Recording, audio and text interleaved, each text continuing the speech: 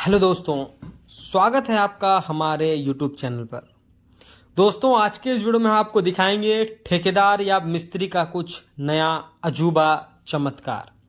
किस तरीके से एक नौसिखुआ कॉन्ट्रैक्टर जिसको काम का बहुत नॉलेज नहीं है या फिर ऐसा मिस्त्री जो काम के बारे में नहीं जानता है, उसको अगर आप अपनी साइट पर रखते हैं और अपना कंस्ट्रक्शन का काम करवाते हैं तो किस तरीके से आपका वो मटेरियल, आपका पैसा, आपका टाइम सब बर्बाद करता है और लास्ट में आपको स्ट्रेंथ से रिगार्डिंग ढेर सारी प्रॉब्लम्स को फेस करना पड़ सकता है। और इस वीडियो में हम आपको दिखाएंगे कि डिजाइन के साथ भी कितना गंदा खिलवाड़ किया गया है।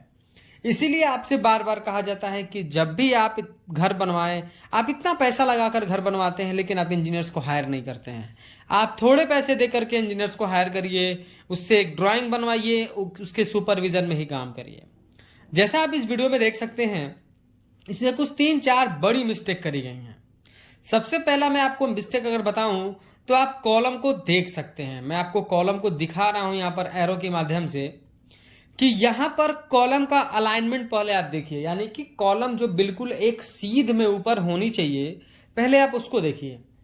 कॉलम का अलाइनमेंट कितना ही खराब कर दिया गया है, यानी कि कॉलम एक सीध में ही नहीं है। दूसरा, आप कॉलम के साइज को देखिए। ये column 9 inch by 9 inch by 9 inch design हुई थी।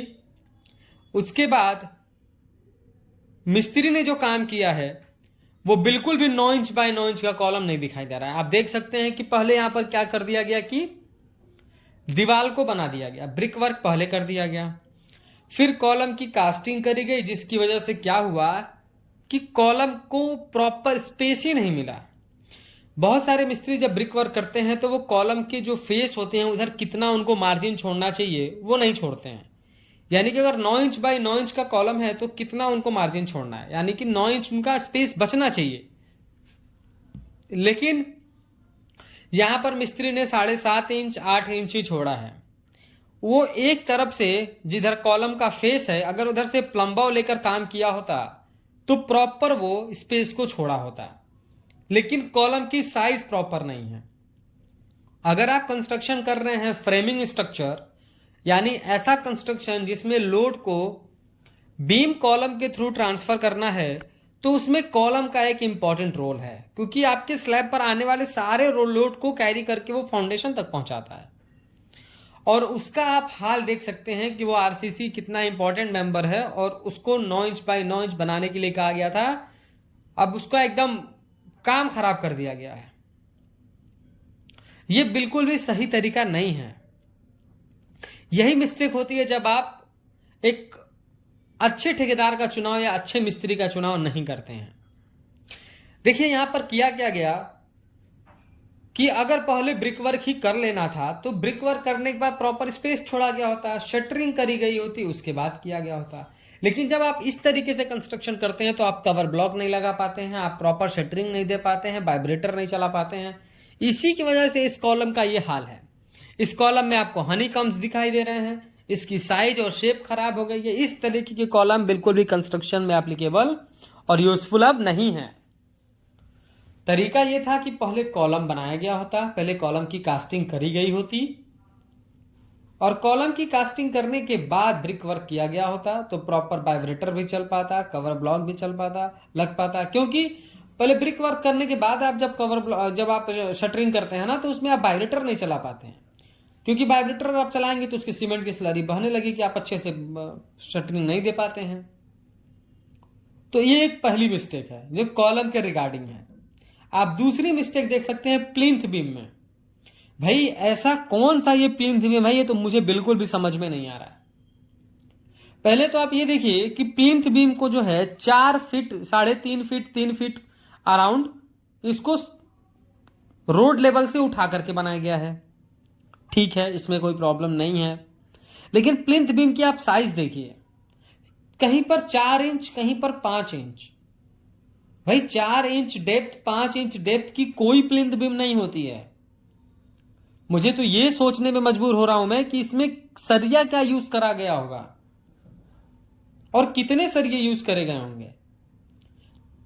यही होता है कि जब आपको काम का नॉलेज नहीं होता है और आपको जो भी मिस्त्री कहता है बस उसकी बात मान लेते हैं। देखिए कितना गलत काम किया है इसने। अब कॉलम को, इस प्लिंथ बीम को तोड़ा भी नहीं जा सकता। प्लिंथ बीम की आप साइज देखिए, 4 inch by 9 inch, 5 inch by 9 inch. ये कौन सी प्लिंथ बीम है? ये कोई प्लिंथ बीम नहीं है। ये बिल्कुल भी लोड बेयर करने के लिए कैपेबल नहीं है। इसको भी प्रॉपर शटरिंग नहीं प्रोवाइड किया गया है। इस तरीके का काम कंस्ट्रक्शन में सिर्फ पैसे की बर्बादी है, इसमें स्ट्रेंथ कुछ भी नहीं है। आप इस तरीके से समझिए कि प्लिंथ बीम कितना इंपॉर्टेंट रोल प्ले करता है। अगर आप फ्रेमिंग स्ट्रक्चर बनाए हैं तो आप इस तरीके से समझिए, यही पर इसी साइड पर आप देख लीजिए कि इस प्लिंथ बीम के ऊपर 9 इंच का ब्रिक वर्क किया गया आउटर साइड में। उसके बाद स्लैब का लोड है, कॉलम का अपना सेल्फ लोड है जो इस प्लिंथ बीम पे आ रहा है। इतने सारे लोड को बेयर करना है इस प्लिंथ बीम को। क्या आपको दिख रहा है कि ये इतना यूजफुल है, इतना इसमें काबिलियत है कि ये इस लोड को बेयर कर पाएगा? कम से कम आईएस कोड हमारा कहता है 9 इंच बाई 9 इंच से पतला, मोटा, छोटा कोई 9 इंच बाई 9 इंच से कम का नहीं होना चाहिए। ना ही उसकी लंबा, ना ही उसकी चौड़ाई, ना ही उसकी गहराई। और यहां पर तो 4 इंच 5 इंच रख दिया गया है। कुछ भी, मतलब जो मिस्त्री को समझ में आ रहा है वो मिस्त्री कर दे रहा है और क्लाइंट ऑनर भी कुछ नहीं बोलता है क्योंकि उसको काम के बारे में पता ही नहीं है। तीसरा देखिए, यहां पर डोर विंडो के लिए गांव का, चूंकि ये एरिया है तो गांव के लिए एक डोर विंडो का जो है रूफ शेड जो है उसके लिए एक मोल्डिंग डिजाइन बनाया गया था। अब उस डिजाइन का हाल देखिए। स्लैब के आउटर पर भी आप देख सकते हैं कितना गंदा काम किया गया है। पूरी डिजाइन की बैंड बजा दी गई है। और यही काम आप विंडो या डोर के ऊपर जो मोल्डिंग दी गई है उसको देखिए, जो लिंटल लेवल पर दी गई है उसको देख लीजिए। पता नहीं किस तरीके से यहां पर काम करवाया गया है कि पूरा मटेरियल, पूरा पैसा, पूरा टाइम सब वेस्ट कर दिया गया है। अब इस तरीके का डिजाइन लेकर आप क्या करेंगे? या तो इसको आप तोड़ दीजिए या फिर ऐसे ही काम चलाइए। उसमें इतना मटेरियल और पैसे लगे हैं कि तोड़ना भी इतना आसान नहीं है। तो इस तरीके का काम आप कंस्ट्रक्शन में कराएंगे तो आपको सिर्फ पछतावा होगा, पछतावा के अलावा कुछ नहीं होगा।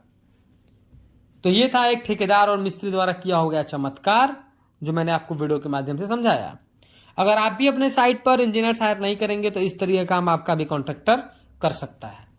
वीडियो पसंद आया तो प्लीज वीडियो को लाइक कर दें। अगर चैनल पर नए हैं, कंस्ट्रक्शन से रिलेटेड ऐसे ही इंफॉर्मेटिव वीडियोज इन फ्यूचर देखना चाहते हैं तो प्लीज चैनल को सब्सक्राइब करके बेल नोटिफिकेशन को ऑल पर प्रेस कर दें। Thank you.